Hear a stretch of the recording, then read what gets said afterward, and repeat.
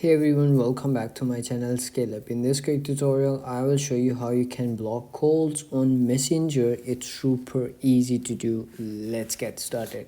Open up your Messenger app and logged into your account, and once you are on the login or home page of your Messenger, you can see over here your chat box over here. So you have to do is click on the chat, or you can simply scroll to the left, and you can simply do is go to archive, and once I want to unarchive this, and then comes in this page, you will see over here this option over here.